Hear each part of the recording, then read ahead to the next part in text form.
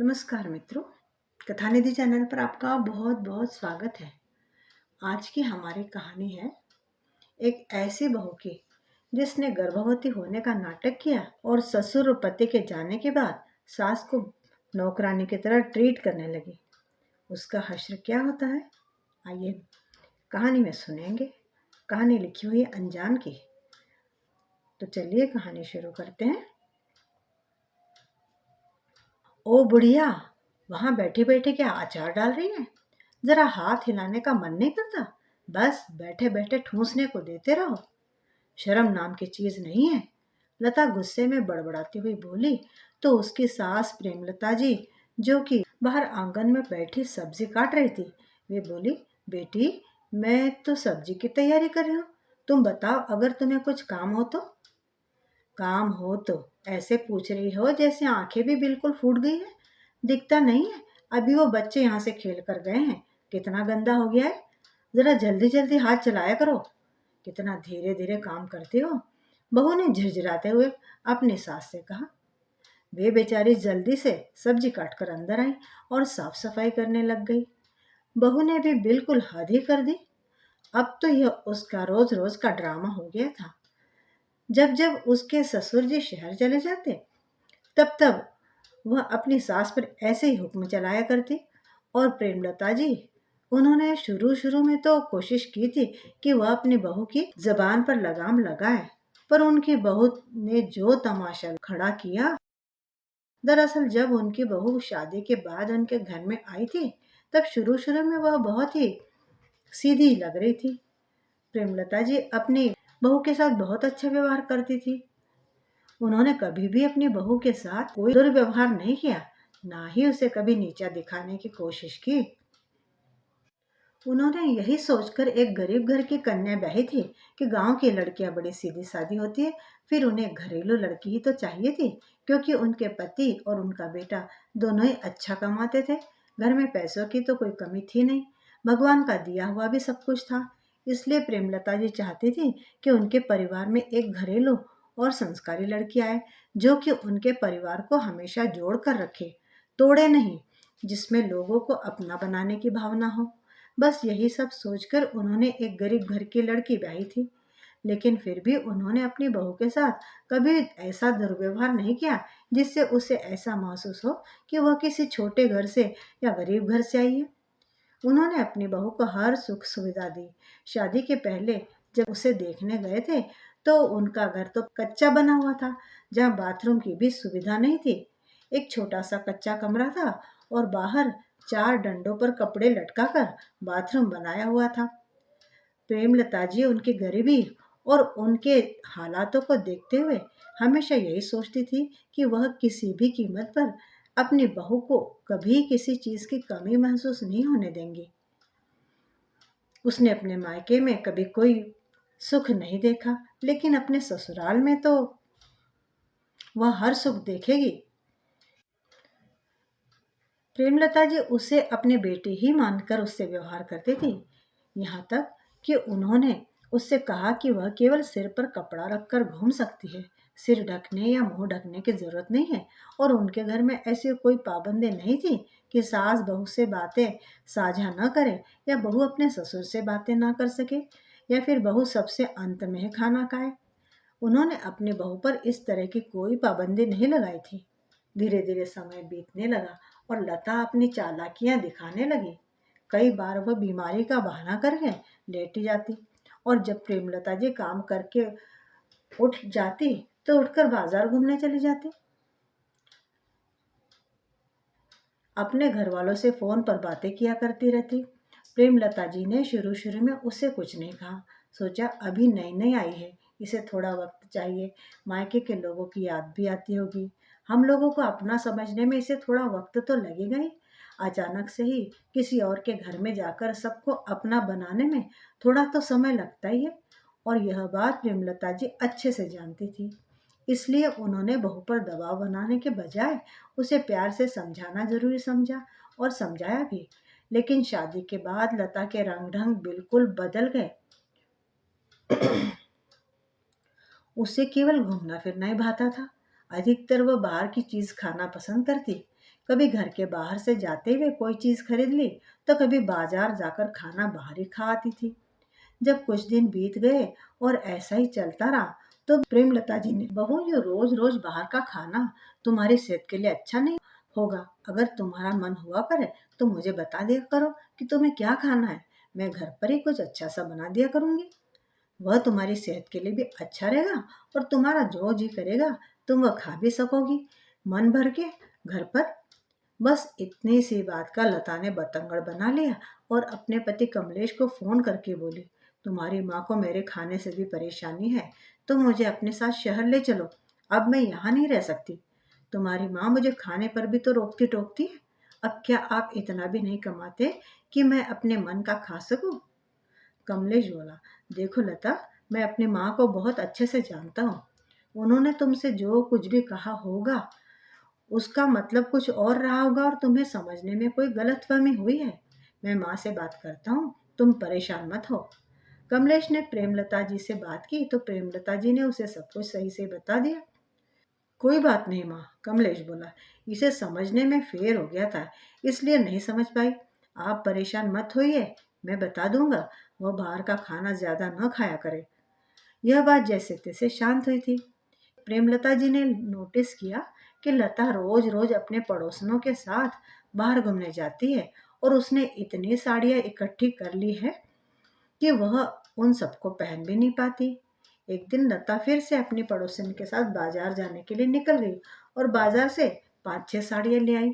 आकर उसने कमलेश को फोन किया और कहने लगी, सुनो, मेरे पैसे खत्म हो गए हैं, मुझे और पैसों की जरूरत है, तो तुम पैसे भिजवा देना। पैसे खत्म हो गए? लेकिन इतनी जल्दी कैसे?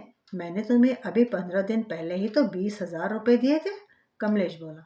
और अभी तो महीना भी खत्म नहीं हुआ कि तुमने सारे पैसे खर्चे कर दिए।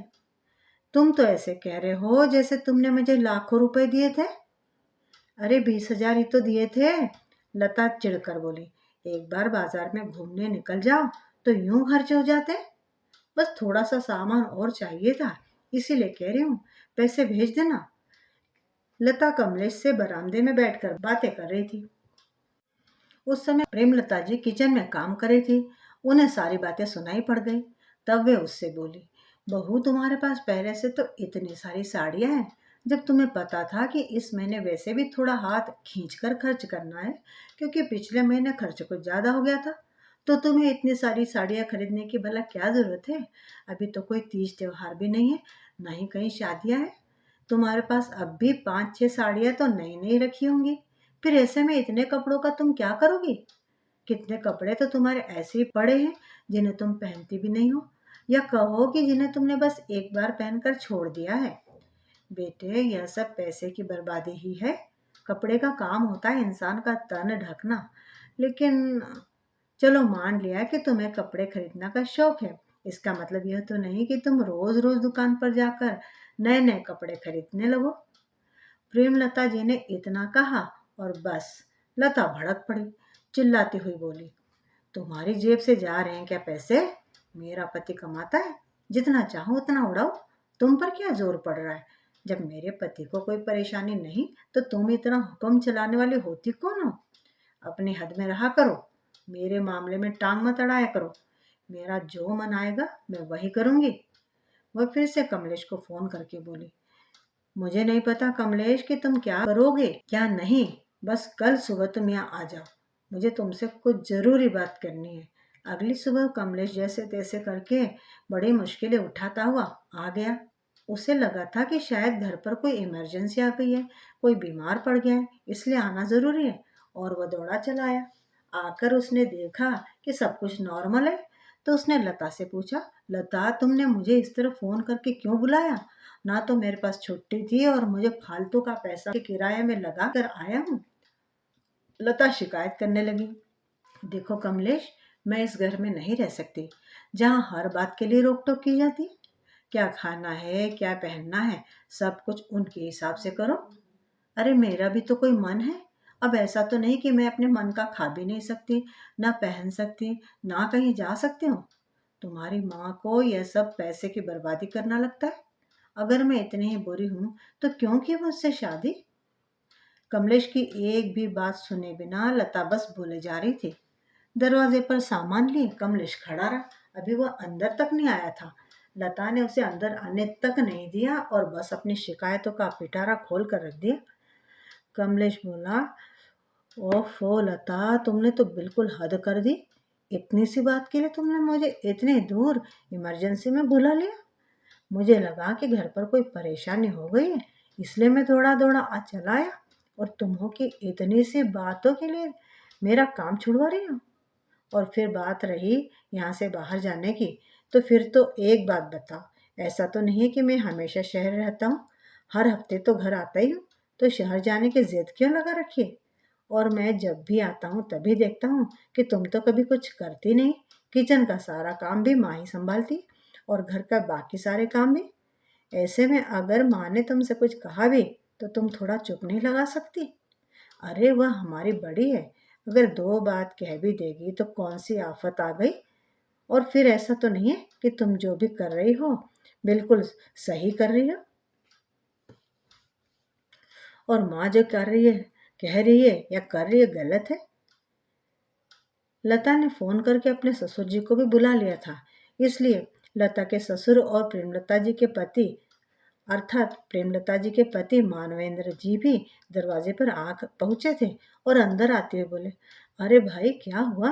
कैसे सुबह सुबह न्योता भेज दिया, और इतना अर्जेंटली क्यों बुला लिया? 2 दिन इंतजार कर लेते, संडे वाले दिन तो आना ही था। क्या हुआ बेटा, तुमने फोन करके इतना अर्जेंटली क्यों बुलाया? मानवेंद्र जी लता से पूछने लगे। पापा जी, कमलेश को समझाइए कि मैं यहाँ नहीं रह सकती, मुझे अब कमलेश के साथ ही रहना है। तब मानवेंद्र जी ने पूछा, लेकिन बेटा बात क्या हुई है, मुझे यह तो बताओ, तुम यहाँ रहना क्यों नहीं चाहती? अब जाकर लता ने उनसे बात शुरू की। पापा जी, आप माँ को जितना समझते हैं सीधा, वह उतनी सीधी है नहीं। दिन रात मुझे परेशान करके रखती है। आप दोनों तो यहाँ रहते नहीं है, तो ना मुझे कुछ खाने देती है ना पीने देती है। मेरी हर चीज़ पर रोक टोक करने की उन्हें आदत पड़ गई है, जब देखो तब यहाँ मत जाओ, वहाँ मत जाओ, ये मत खाओ, वो मत खाओ, रोज रोज का ड्रामा लगा रखा है। यहाँ तक कि अब मैं अपनी सहेलियों के साथ जाकर बाजार से अपने लिए कुछ सामान खरीद लूं तो इन्हें उससे भी परेशानी है। अब आप भी बताइए कि मैं क्या करूं? लोग सही ही कहते हैं, सास कभी अपनी बहू को खुश देख ही नहीं सकती। यह तो हर सास की आदत होती है। तब मानवेंद्र जी और कमलेश दोनों उनकी बातें सुनने लगे। उन्होंने प्रेमलता जी से पूछा कि बात क्या है, क्यों वह बात बात पर टोकती रहती हो उसे? उन्होंने सबको अपना नजरिया बताते हुए कहा, बेटा मैंने बहू को कभी खाने पीने के लिए थोड़ी ना रोका है, बल्कि घर में कोई भी खाने पीने की चीज रखी हो तो मैं ही उससे कह देती हूँ कि इसे खा लिया करो। पूछो इससे, मैंने कभी भी इसे फल दूध या मेवे आदि खाने को लेकर टोका है? हाँ, मैं मानती हूँ कि मैंने उसे एक बार ये ज़रूर कहा था कि रोज़ रोज़ बाहर का खाना खाना अच्छी बात नहीं है, इससे तुम्हारी सेहत पर बुरा असर पड़ेगा। और इसने उसी दिन मुझे जवाब दे दिया, और अब भी यह रोज़ रोज़ बाहर की चीज़ मंगवा कर खाती है। जहाँ तक बात रही घूमने की, तो यह रात को 8 बजे घर आई थी उस दिन। पहली बार मैंने इसे टोका कि इतनी रात गए बाहर घूमना सही नहीं है, माहौल इतना अच्छा थोड़े ना है बाहर का। और ये जो खरीदारी की बात कर रही है ना, देखो इसके अलमारी में से कपड़े बाहर गिरे पड़ रहे हैं। मैंने तो केवल इतना ही कहा था कि तुम्हारे पास इतनी साड़ियाँ है तो और लाकर क्या करोगी? ना तो अभी लगन सराई है और ना ही कोई तीज त्योहार है। अब प्रेमलता जी ने सारी बात बताई। तब कमलेश लता को डांटने लगा। बोले, इसमें इतना ड्रामा करने की क्या बात है? माँ ने कुछ भी गलत तो नहीं कहा। और जहाँ तक बात रही तुम्हारी, तो मैं तो तुम्हें अच्छे से जानता हूँ, और माँ को भी। लता ने साफ शब्दों में झूठ बोल दिया। माँ जी झूठ बोल रही है, मैं तो टाइम से आती जाती हूँ। मानवेंद्र जी ने दोनों को समझाया, और अगली सुबह कमलेश और मानवेंद्र जी दोनों अपने अपने काम पर निकल पड़े। अब लता मन ही मन अपनी सास से नफरत करने लगी थी, क्योंकि उसकी सास उसकी मर्जी से उसका जीवन जीने में रोड़ा बन रही थी। अतः उसने अपनी सास को सबक सिखाने के इरादे से इस बार कुछ ऐसा प्लान बनाया जिसमें वह सीधा सीधा प्रेमलता जी को फंसा दे। अब उसने अपनी प्रेगनेंसी की झूठी खबर फैलाई। कह दिया कि वह तो गर्भवती है और अब वह सही समय का इंतजार करने लगी। कुछ महीनों तक तो वह बच्चे के बहाने प्रेमलता जी से सेवा कराती रही। फिर एक दिन उसने सीढ़ियों पर तेल बिखेरा और खुद ही उसने स्लिप होकर गिरने का ड्रामा किया और ऐसे रिएक्ट करने लगी जैसे गिरने के कारण उसने अपना बच्चा खो दिया। उसने इस बात का इल्जाम अपनी सास पर लगा दिया और अब तो कमलेश और मानवेंद्र जी दोनों ने इस बात के लिए कुछ ना कहा। सभी लोगों ने इस बात का दोष प्रेमलता जी पर ही ठोक दिया और इस बात को लेकर लता ने उन्हें खूब सुनाया। इस बार लता को किसी ने कुछ नहीं कहा। सबको यही लगा कि वह सच ही कह रही होगी। उसने अपना बच्चा खोया है इसलिए वह दुखी है। मानवेंद्र जी ने भी प्रेमलता जी को यही सब बातें समझाई कि लता अभी थोड़ा गुस्से में है और तुम तो जानती हो ना प्रेमलता, एक माँ के लिए उसकी औलाद क्या मायने रखती है। तो ऐसे में अगर लता कुछ कहती भी है तो उसकी बातों को दिल से मत लगाना और ना ही उसे कुछ कहना। प्रेमलता जी ने भी हालात को समझते हुए किसी से कुछ न कहा। अब लता ने 2-3 दिन तक बिल्कुल चुपचाप पड़ी रहने का नाटक किया तो प्रेमलता जी ने कमलेश से कहा कि वह लता को बाहर घुमा लाए, इससे उसका मूड थोड़ा अच्छा हो जाएगा। लेकिन तब भी लता गई नहीं। उसने मना कर दिया कि वह कहीं नहीं जाना चाहती, जिससे घर वालों को लगा कि लता को इस हादसे का गहरा सदमा लगा है और उसे नॉर्मल होने में थोड़ा समय लगेगा। लेकिन सच्चाई तो कुछ और थी। लता जब ऐसे उदास रही तो डॉक्टर से दवाई दिलवाकर कमलेश और उसके पिता अपने अपने काम पर लौट गए और इधर अकेली लता और प्रेमलता जी घर में रह गई। बस उसके बाद से तो लता ने हद कर दी। प्रेमलता जी के साथ वह नौकरों से भी बदतर व्यवहार करने लगी और वह अक्सर उनसे बदतमीजी कर जाया करती थी। प्रेमलता जी भी बर्दाश्त कर ही रही थी। फिर भी एक दिन उन्होंने लता को अपनी बहन से बात करते हुए सुना तो वह दंग रह गई। उन्हें अपने कानों पर विश्वास नहीं हुआ। दरअसल आज सुबह वो मंदिर से थोड़ा जल्दी लौट आई थी और आते ही सबसे पहले लता के कमरे की ओर चली। उन्होंने सोचा कि कुछ दिनों से लता का मन ठीक नहीं है तो क्यों ना बाहर से कुछ अच्छा सा खरीद कर उसके लिए ले चलूं, क्योंकि लता को बाहर की चीजें खाना बड़ा पसंद था। तो वह उसके लिए उसका पसंदीदा कश्मीरी दम लेकर पहुंची, वह भी उसकी पसंदीदा दुकान से। वह गई और जाकर प्लेट में लता के लिए खाना परोसकर उसके कमरे में जा ही रही थी कि तभी उन्हें आवाज आई जैसे लता किसी से बात कर रही है। बात करना तो नॉर्मल बात थी, लेकिन लता सामने वाले के ऊपर बहुत चिल्ला रही थी। प्रेमलता जी ने यह जानने के लिए कि आखिर बात क्या है, लता की बात सुनी तो पता चला कि लता अपने डॉक्टर से बात कर रही थी, जिससे वह अपने प्रेगनेंसी के समय दवाई और गोलियां लिया करती थी। अब लता अपने डॉक्टर से बात करती हुई बोली, तुम्हारा दिमाग तो ठीक है? जरा सा झूठ बोलने के मैं तुम्हें और कितने पैसे दूं? अब क्या जिंदगी भर तुम मुझसे पैसे मांगती रहोगी और मैं देती रहूंगी? देखो, अगर तुम्हें यही ड्रामा करना था तो पहले बताया होता। शहर में तुम्हारे जैसे 56 डॉक्टर हैं, मैं किसी और के पास चली जाती। सामने वाले ने कुछ कहा होगा और फिर लता बोली, देखो मैंने तुमसे पहले ही सब कुछ बता दिया था और हमारी डील 50,000 रुपए की हुई थी। फेक प्रेगनेंसी रिपोर्ट से लेकर तो मेरे फेक मिस कैरेज तक सब कुछ मैंने तुमसे पहले ही कह दिया था। फिर अब भला मैं तुम्हें पैसे क्यों देने लगी?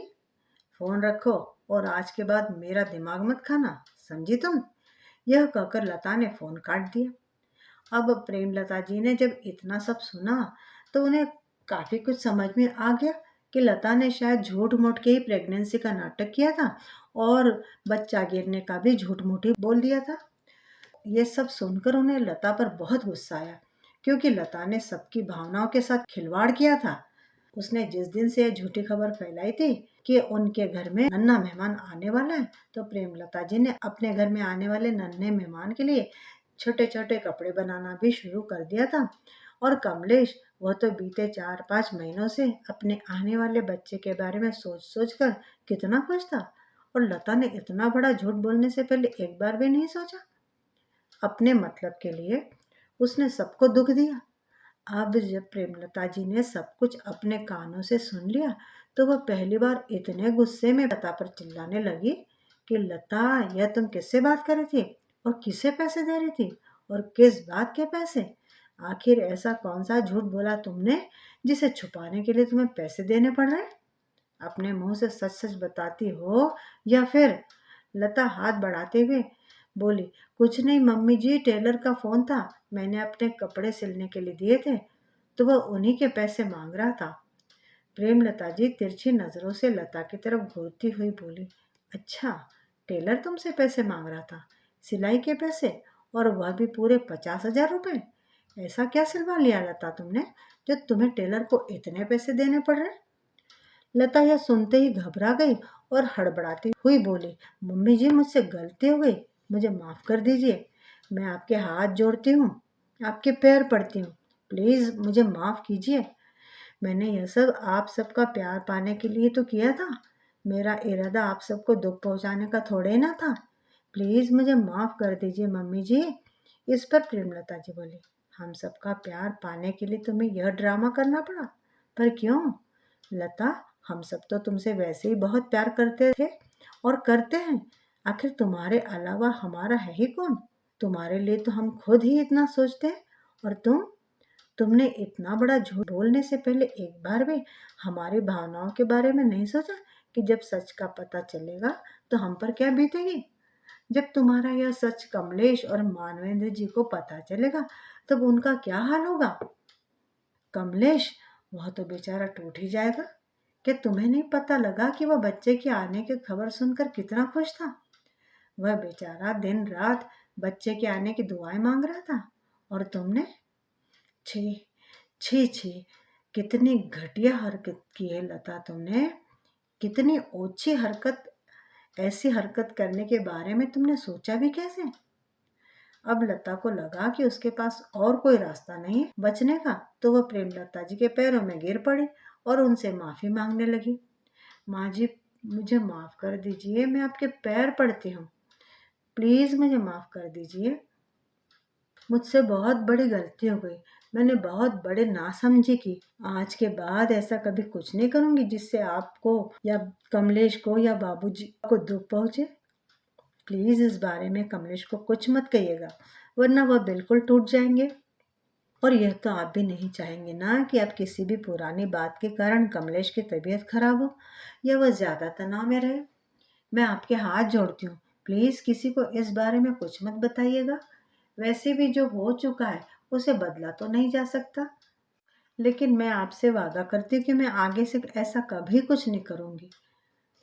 किसी से कुछ मत कहिएगा, वरना कमलेश मुझे कभी माफ़ नहीं करेंगे, और न जाने वह मुझे क्या सजा दें। प्रेमलता जी बिना कुछ कहे ही वहाँ से चली गई और पूरे समय इसी बारे में सोचती रही। लता कुछ समय बाद फिर से प्रेमलता जी के पास पहुंची और माफ़ी मांगने लगी। तब प्रेमलता जी ने उसे अपने पैरों से उठाकर उसके सिर पर हाथ रखते हुए कहा, लता, तुमने जो गलती की है वह माफ़ी के लायक तो नहीं है, लेकिन फिर भी मैं किसी से कुछ नहीं कहूँगी। इसका कारण यह है कि मैं नहीं चाहती कि पुरानी किसी भी बात के कारण तुम्हारे और कमलेश के बीच किसी भी तरह का तनाव पैदा हो, इसलिए मैं किसी से कुछ नहीं कहूँगी।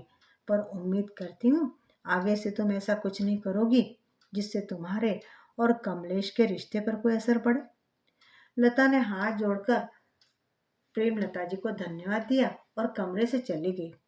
इधर प्रेमलता जी भी पुरानी बातों को भूलने की कोशिश कर रही थी, और उधर लता अपने कमरे में इधर से उधर चक्कर लगा रही थी और खुद से बड़बड़ा रही थी, इस बुढ़िया को तो ठिकाने लगाना ही पड़ेगा, जब देखो तब मेरे किए कराए पर पानी फेर देती है।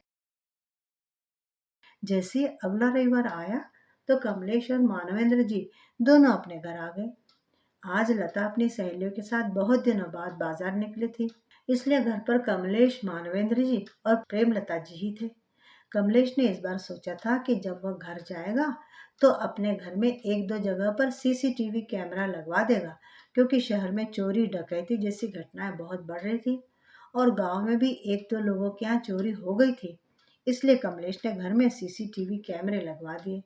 इधर लता जब बाजार गई तो वह बाजार से अपनी सास के लिए बेहोशी की दवा लेकर आ गई। लता पूरे दिन घर से बाहर थी, इसीलिए उसे पता भी न चला कि आज घर में क्या क्या हुआ।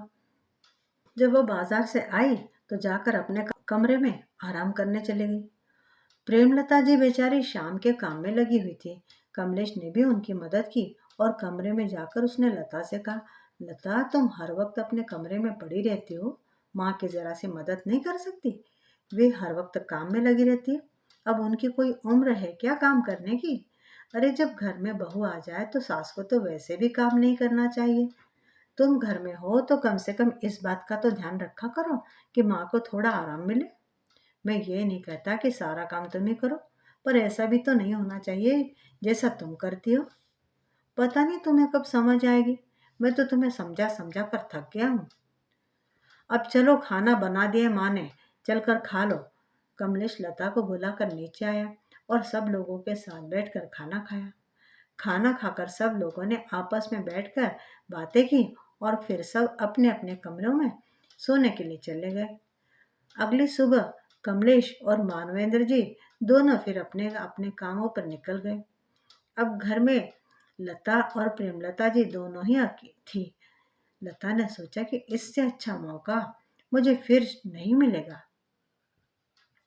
इस बुढ़िया को सबक सिखाने का बस यही अवसर है। यह सोचकर लता ने वह बेहोशी की दवाई निकाली और अपनी सास की चाय में मिला दी। पर प्रेमलता जी ने अपना शुगर हाई हो जाने की वजह से आज चाय पी ही नहीं और लता से कहने लगी, बेटा खाना बना दिया है, तुम्हें जब भूख लगे तब खा लेना। अब मैं अपने कमरे में जा रही हूँ, अगर कोई काम हो तो बता देना। लता हाथ बढ़ाती हुई बोली, माँ जी वह मेरे सर का तेल कहाँ रखा है? प्रेमलता जी ने उसे बताया। इतने में लता ने किचन से सरसों के तेल की छोटी सी शीशी उठा ली। प्रेमलता जी बर्तन साफ करने में लगी हुई थी, सो उन्होंने बिल्कुल ध्यान नहीं दिया। जब प्रेमलता जी बर्तन साफ करके पीछे मुड़ी तो देखा कि लता वहां नहीं थी। उन्होंने आवाज लगाई तो लता का कोई जवाब भी नहीं आया। उन्होंने समझा लता अपने कमरे में जाकर सो गई होगी या फिर बैठी होगी आराम करती हुई। तब प्रेमलता जी भी अपने कमरे में जाने लगी, लेकिन लता ने प्रेमलता जी को ऊपर बुलाने के लिए बहुत तेज चीख मारी। उसकी चीख की आवाज सुनकर प्रेमलता जी डर गई और नीचे से चिल्लाने लगी, लता लता क्या हुआ बेटा, तुम ठीक तो हो? लता कुछ बोलती क्यों नहीं तुम ठीक तो हो ना बेटा?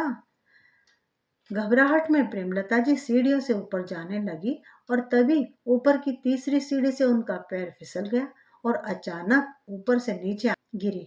नीचे गिरते ही उनके मुंह से तेज चीख निकली और वो बेहोश हो गई। लता ने अपने कमरे से आकर सबसे पहले तो वो तेल साफ किया और फिर अपने पति को फोन किया और सारी स्थिति के बारे में बताया।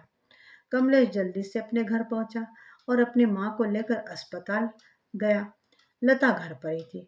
कमलेश जब अपनी माँ को दिखाने गया तो डॉक्टर ने उनके पूरे पैर पर पट्टी कर दी और कहा कि यदि 7 दिन में भी दर्द कम न हुआ तो हमें उनके पैर पर पक्का प्लास्टर चढ़ाना होगा, जो कि कम से कम 40 से 45 दिन में उनके पैर को ठीक कर पाएगा। अभी तो 7 दिन का समय लगेगा, अभी के लिए आप इन्हें ले जा सकते हैं। प्रेमलता जी जब होश में आई तो कमलेश ने उनसे पूछा, माँ आप गिर कैसे गए? आपको इसीलिए मैंने कहा था कि आप ज्यादा ऊपर नीचे मत किया कीजिए। अब देखो चोट लग गई ना आपको, आप ऊपर क्यों जा रहे थे? आपका कमरा तो नीचे है, फिर ऊपर क्यों? प्रेमलता जी ने बताया कि बेटा मुझे लता के चीखने की आवाज आई थी, जिसे सुनकर मैं घबरा गई और मुझे लगा कि बहू किसी मुसीबत में तो नहीं, इसीलिए मैं उसे देखने के लिए हड़बड़ाहट में ऊपर चल जाने लगी। पर जैसे ही मैं ऊपर जा रही थी तो अचानक मेरा पैर फिसल गया बेटा और मैं गिर पड़ी। पर मुझे ऐसा लगा जैसे वहां कुछ गिरा हुआ था, कुछ चिकना जैसा, कुछ तेल या कुछ। कमलेश अपनी माँ को लेकर घर पहुंचा और उसने ध्यान दिया कि सीढ़ियों पर कुछ पड़ा है या नहीं। उसने देखा तो सीढ़ियों पर तो कुछ नहीं था और सीढ़ियाँ बिल्कुल साफ थी। उसने लता से पूछा कि लता तुमने घर की सफाई की है क्या? तो लता ने मना कर दिया, बोली नहीं जी, माँ को चोट लगी थी तो आप उन्हें लेकर गए। उसके बाद से मुझे माँ की चिंता हो रही थी तो बस मैं तो पूजा करने बैठ गई थी। पर आप सफाई के बारे में क्यों पूछ रहे हैं? तब कमलेश ने जवाब दिया, अरे नहीं नहीं, बस वैसे ही पूछ रहा था, कोई जरूरी काम थोड़े नहीं। फिर कमलेश बाहर जाकर थोड़ी देर बैठ गया। बैठा बैठा वह सोचने लगा तो उसके दिमाग में ख्याल आया कि क्यों ना वह एक बार कैमरा चेक कर ले, क्या पता घर में आगे पीछे कोई आया हो।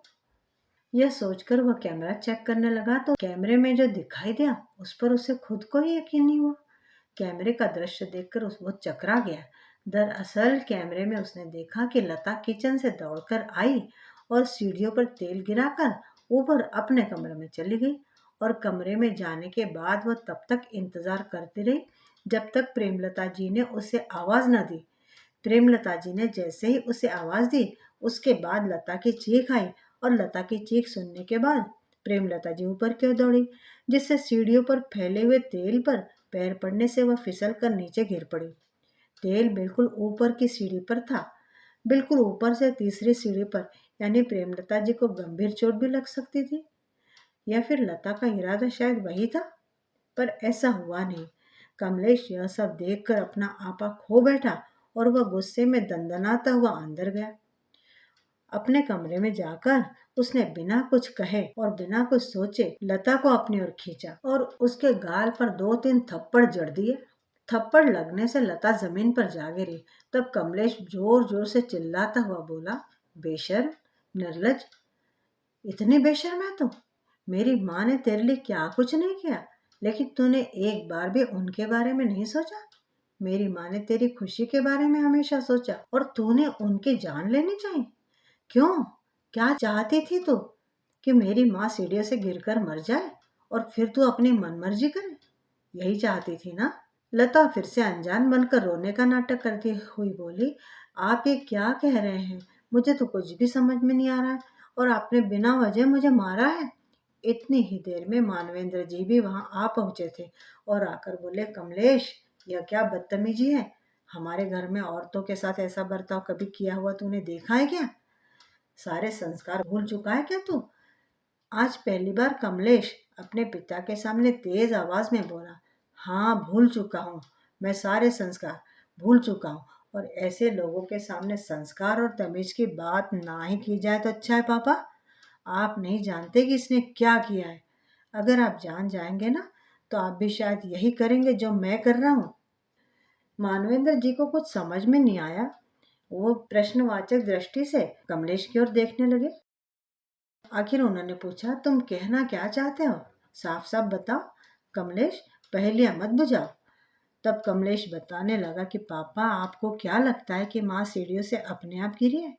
सीढ़ियों से अपने आप नहीं गिरी माँ पापा, बल्कि उन्हें गिराया गया था। और उन्हें किसी और ने नहीं, बल्कि आपकी इस लाडली, आपकी इस प्यारी बहू ने, इस पापी इंसान ने गिराया है। इसने एक बार भी नहीं सोचा कि अगर माँ को कुछ हो गया तो हमारा क्या होगा।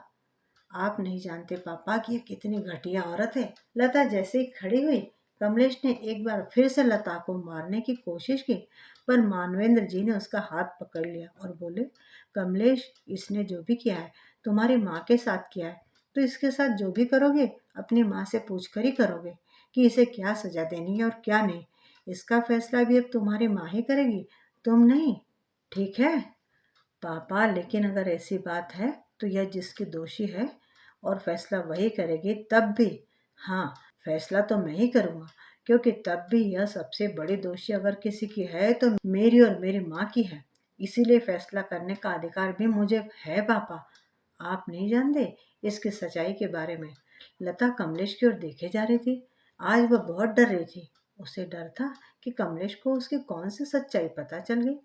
तभी मानवेंद्र जी ने कमलेश से पूछा, आखिर क्या कहना चाहते हो तुम? पापा, जिसे आप अपनी इतनी सीधी, समझदार और सर्वगुण संपन्न बहू मानते हैं ना, वास्तव में वह एक निहायत बदतमीज, घटिया और एक नंबर की चालू स्त्री है। ऐसी स्त्री कि खड़े खड़े इंसान को बेच देगी। आप नहीं जानते पापा किसने क्या किया है। आप, मैं और माँ, हम सब यही जानते हैं कि लता का मिसकैरेज हुआ।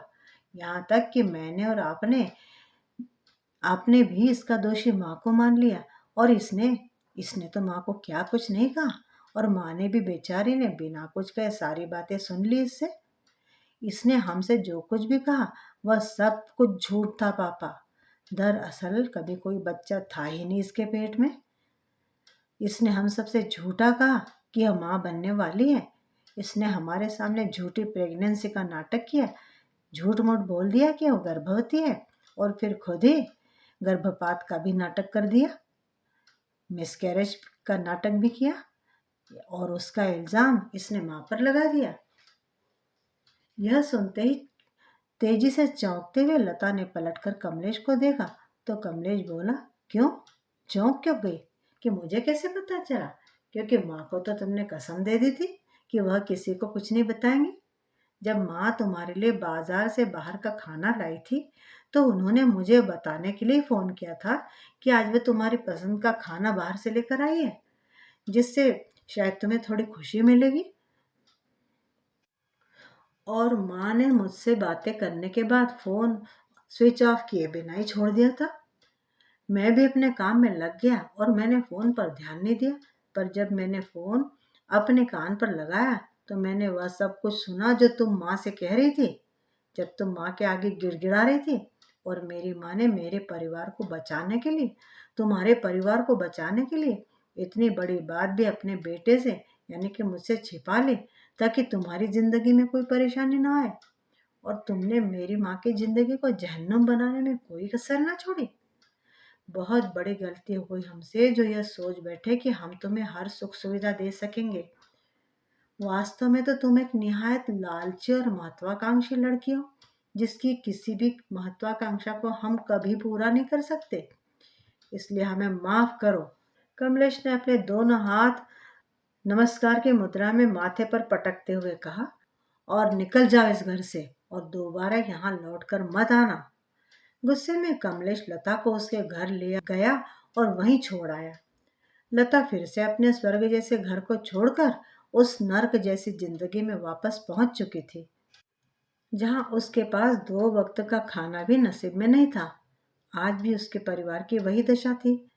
जब वह सूखी रोटियां खाती तो याद करते कि कैसे वह अपनी सास के दिए हुए मेवा मिष्टान्न को भी ठुकरा दिया करती थी। जब वह जंगलों का काम करती तो याद करती कि कैसे उससे 2 वक्त की रोटी भी बनाई नहीं जाती थी, और उसकी माँ जैसी सास ने उससे कभी किसी काम के लिए जबरदस्ती भी नहीं की। आज उसे अपने परिवार की, अपने घर की और अपनी सास की कमी बहुत खल रही थी। उसे महसूस हो रहा था कि उसने क्या खोया है। वह शाम को ही कमलेश को फ़ोन करने लगी, लेकिन कमलेश ने अपना फ़ोन स्विच ऑफ करके रख दिया था और लता से कोई बात ही नहीं की। प्रेमलता जी को अभी तक इस बारे में पता ही नहीं था। जब सुबह सुबह उठी तो उन्होंने लता के बारे में पूछा। कमलेश ने बात को टाल दिया और प्रेमलता जी को उनकी दवाइयाँ दे दी और बोला, माँ अभी आपके लिए मैं नाश्ता लेकर आता हूँ, आप नाश्ता करके आराम कीजिए।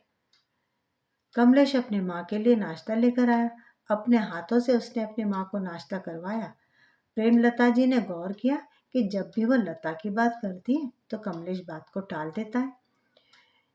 जैसे ही शाम को कमलेश उनके पास आकर बैठा तो वह कमलेश से बोली, कमलेश बेटा एक बात तो बता दे, मैं तुझे जो पूछना चाहती हूँ वह तो मुझे सच सच बताना और कुछ भी झूठ मत बोलना।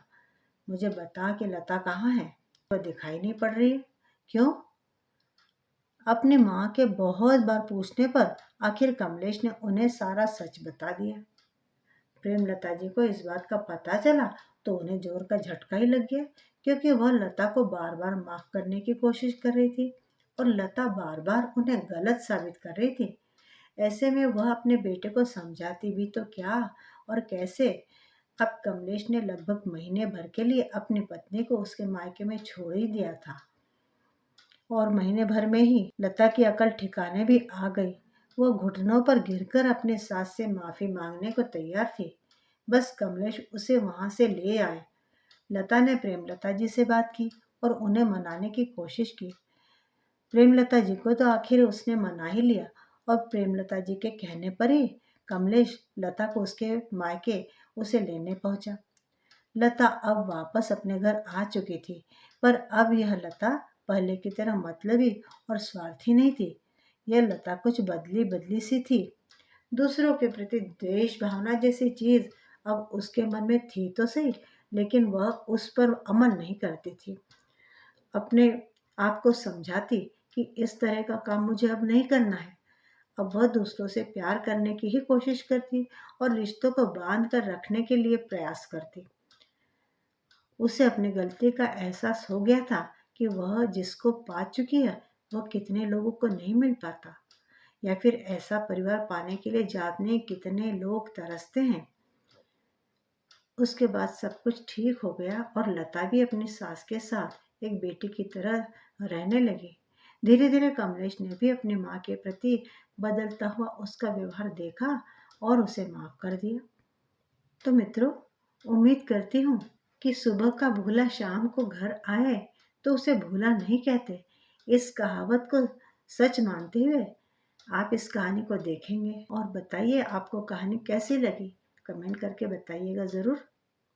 चैनल पे नए हो तो चैनल को सब्सक्राइब भी ज़रूर कर लीजिएगा। मिलती हूँ दोबारा अच्छी सी कहानी के साथ। तब तक विदा। आपका दिन शुभ हो।